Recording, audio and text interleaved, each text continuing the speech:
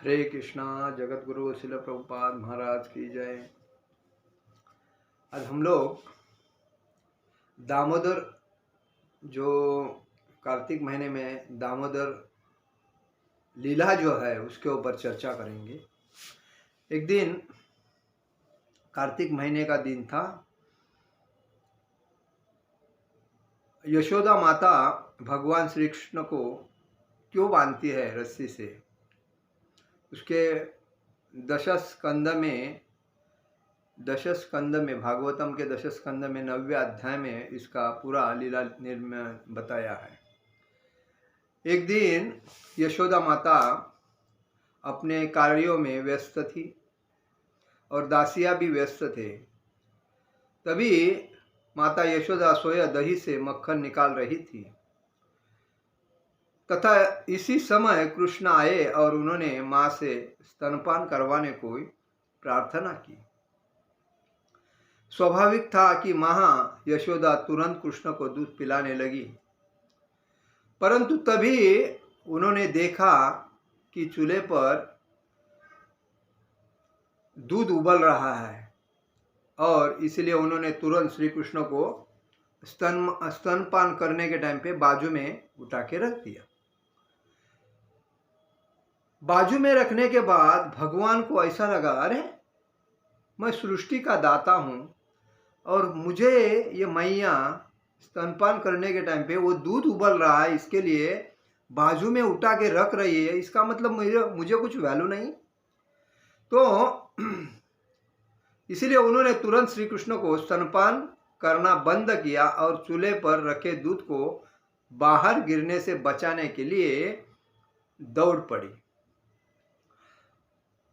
भगवान श्री कृष्ण को स्तनपान करने में बाधा अच्छी नहीं लगी। उनको ये जो बाधा आई, माँ ने मुझे आधा दूध पिलाया और बाजू में रखा, मेरे से ज़्यादा पसंद वो चूल्हे पे रखा है उस दूध को कर रही है, इसका मतलब मेरा कुछ वैल्यू नहीं। तो ऐसा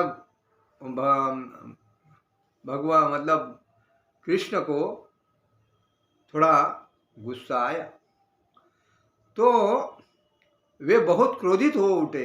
उन्होंने एक पत्थर उठाया और दूध बिलोनी की मटकी पर दे मारा। मतलब जो भर के जो मटकी रखा था उसके ऊपर उन्होंने गुस्से से आके एक पत्थर मारा तथा उसे तोड़ दिया। फिर वे कमरे में घुस गए तथा ताजा निकला हुआ मक्खन खाने लगे। उन्होंने पत्थर लेके उस मटके को तोड़ा और तोड़ने के बाद उधर का जो मक्खन था, दूध था, वो सब स्पष्ट गिर गया।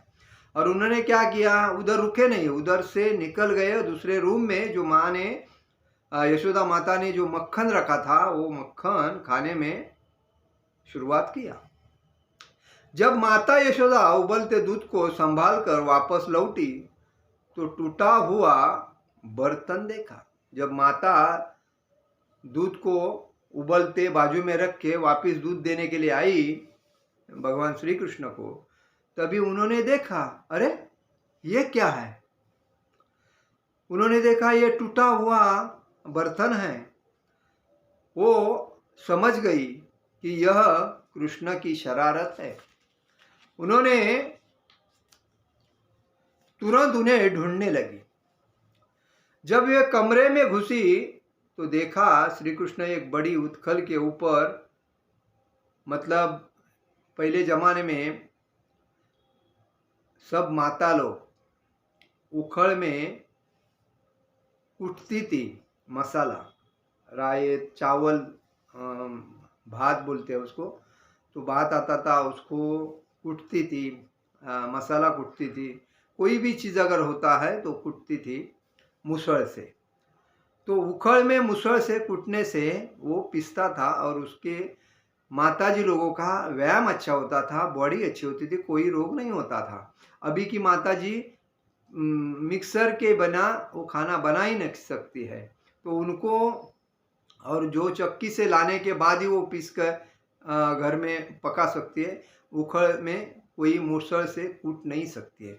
लेकिन पहले ज़माने में लोग अपना घर का काम जाते में करते थे पीसने का काम, और उखड़ में करते थे कूटने का काम। तो कोई अगर काम करना है तो उनका व्यायाम अच्छा होता था और उनको ज्ञान प्राप्त होता था, क्योंकि आजकल की माताएं रेडीमेड मिलता है उसमें चलाती है और अपना टाइम मोबाइल में गवाती है।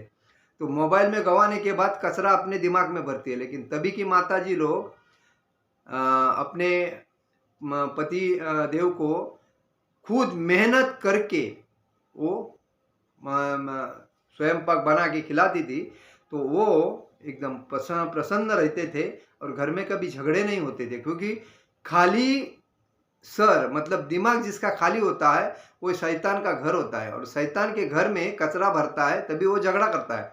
लेकिन तभी के लोग कचरा नहीं भरते थे, तभी आदमी के आदर करते थे, सास ससुर पति देवर आदर करते थे, किसी को उलट नहीं बोलते थे, जो दिया है काम वो करते थे और अपना चलता था। लेकिन आज के लोग अपना मोबाइल में टाइम गवाते हैं, फालतू में टाइम गवाते हैं और अपने माता पिता को उलट बोलते हैं। आदमी का तो कदर ही नहीं करते, वो तो नौकर ही समझते हैं और उसको हड़तुड़ करते हैं। मतलब पति देव नहीं, पति नौकर है, ऐसा करते। तो तभी की वो जो उखड़ थी वो मसाला पीसने की उखड़ थी, तो उसमें मसाला पीसा जाता था। तो उसके ऊपर भगवान खड़े थे, उखड़ उल्टी करके वे झूले पर लटकते हुए बर्तन से मक्खन चुरा रहे थे तथा बंदरों को बांट रहे थे। मतलब उन्होंने उखड़ को उल्टी किया और उसके ऊपर खड़ा रह के वो बर्तन से जो बांधा हुआ मटका था उसमें से मक्खन खा रहे थे और बंदर को मेरे दोस्तों को खिला रहे थे। तो जैसे ही श्री कृष्ण ने देखा कि उनकी माँ आ गई है तो वे तुरंत उखल से उतरकर भागने लगे। जब उन्होंने देखा अरे मैया आ गई, यशोदा मैया आ गई, अभी मुझे मारेगी, तो उन्होंने उखल से उतर के वो भागने लगे। कुछ ही समय में यशोदा मैया कृष्ण को पकड़ने में सफल हो गई। थोड़े टाइम के बाद यशोदा मैया उनको भाग के हैरान परेशान हो गई थी, मिल नहीं रहे थे। लेकिन जब उन्होंने भगवान श्री कृष्ण ने देखा अरे मैया तो हैरान परेशान है, इतनी सी वजह उनका शरीर स्थूल शरीर है और भाग रही, तो इसका मतलब मुझे पकड़ के लेना पड़ेगा। तो भगवान ने अपने को उनके हवाले पकड़ दिया। तो जो अपने अपराध के कारण जो रो रहे थे, स्वाभाविक था कि यशोदा मैया ने श्री कृष्ण को सजा देने के लिए धमकी दी। भगवान ने यशोदा माता ने पकड़ने के बाद भगवान ने क्या करना शुरू कर दिया, आँख में उंगली डाल के रोना चालू कर दिया, जैसा कि मुझे अभी मारना मत, मैंने कुछ गलत नहीं किया है ऐसा। लेकिन यशोदा मैया ने उसको कहा कि मैं तुझे सजा दूंगा, तू नटखट बहुत है। तो धमकी दी थी, उसे रस्सी से बांधने का निश्चय किया और उसने कहा अभी देख तेरे को इसी उखड़ को मैं बांध के रखती हूँ। तो तभी भगवान थोड़े ऐसे नाराज हो गए, रोने लगे थोड़े से, और ठीक है।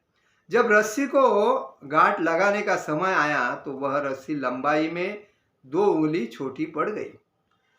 जब उखड़ को बांधने के लिए उसको खड़ा करके रस्सी लाया और उसको बांधा, बांधने के टाइम पे रस्सी का जब गांठ आता था तो 2 उंगली का फर्क पड़ता था।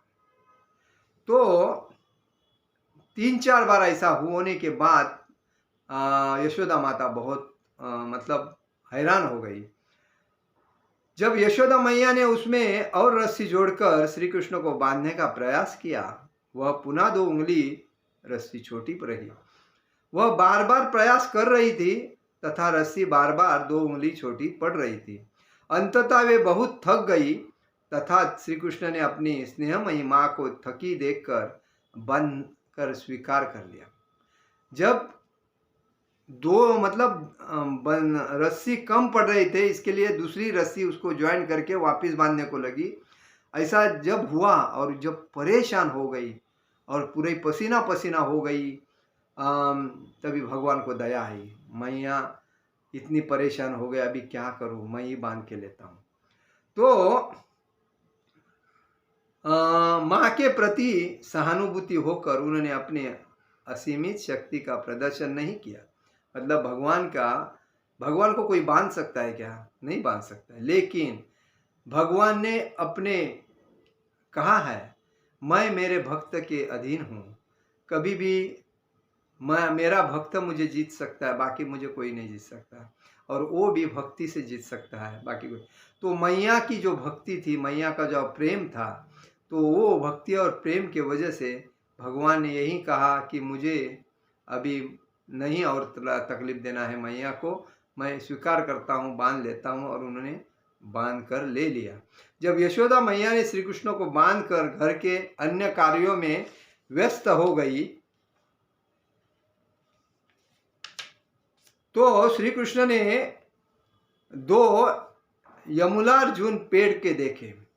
जब भगवान को उखड़ को यशोदा मैया ने बांध लिया, बांधने के बाद भगवान उधर ही नहीं रुके।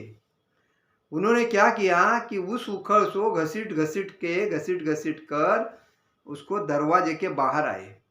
और दरवाजे के बाहर आने के बाद वहां दो वृक्ष थे, मतलब उनका यमुलार्जुन पेड़ उन्होंने देखा, दो वृक्ष थे। वे वास्तव में कुबर के दो पुत्र ललकुवर तथा मणिग्रीव थे। मतलब ना एक दिन नारद मुनि जा रहे थे और उसी टाइम ये नलकुवर तथा मणिग्रीव ये वेश्याओं के साथ नंगे होके शराब में धुंध होके मौज कर रहे थे। और नारद मुनि वहां से जा रहे थे। महर्षि नारद जाने के टाइम पे वेश्याओं ने देख के अपना शरीर को झांक लिया, लेकिन ये नलकुवर व मणिग्रीव ये दोनों धुंध होने के वजह से उन्होंने खुद को संभाल नहीं सके। और संभाल नहीं सकने के वजह से महर्षि नारद मुनि को बहुत गुस्सा आया। और गुस्सा आने के बाद उन्होंने उनको श्राप दे दिया। क्या श्राप दिया कि आप मनुष्य होकर अपने जीवन शरीर को नहीं संभाल सकते हो, तो आप एक पेड़ बन के जीवन जियोगे। तभी उनको जब श्राप दिया, तभी उनके ध्यान में आया, अरे हमको श्राप दिया, अभी क्या करेगा। तो वो गया वया करने लगे, उनके चरण छूने लगे और तमस्तक हो गए। उनकी पूरी जो शराब की नशा थी वो पूरी उतर गई श्राप की वजह से, और वो उनसे उपवर मांगने लगे। तभी उन्होंने कहा था, द्वापर में जब भगवान श्री कृष्ण आएंगे तो वो ही आपका उद्धार करेंगे। तभी भगवान द्वापर में आने के बाद ये माँ ने जब रस्सी को बांधा था उकड़ी को दामोदर भगवान को, तब दामोदर भगवान ने उखड़ी को घसीट कर वो दो पेड़ के बीच में जाकर, वो नलकुवर तथा मणिग्रीव थे जो नारद मुनि द्वारा शापित किए गए थे, वो पेड़ बने हुए थे। श्री कृष्ण अपने अहेतुक कृपा से नारद मुनि की इच्छा पूर्ति के लिए उनकी ओर बढ़कर उनको मुक्त किए। तो वो दोनों के बीच में से जब उखड़ी से गए, तब दोनों पेड़ नीचे गिर के उसमें से ये नलकुवर तथा मणिग्रीव उत्पन्न होके भगवान श्री कृष्ण से माफी मांगे और अपने धाम में चले गए। तो यही है दामोदर लीला का महत्व।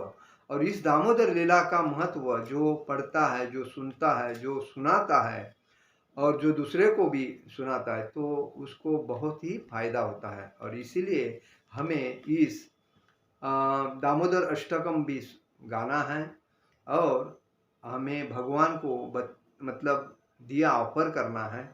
और ऑफर करने के बाद हमें ये दंडवत नमस्कार करना है और आनंद से भक्ति करना है। यही है उसका महत्व। हरे कृष्ण कृष्ण कृष्ण हरे हरे, हरे राम राम राम हरे हरे। जगत गुरु शिल प्रभुपाद महाराज की जय। परम पूज्य लोकनाथ स्वामी महाराज की जय। निताय गौर प्रेमानंदे हरि हरि बोल।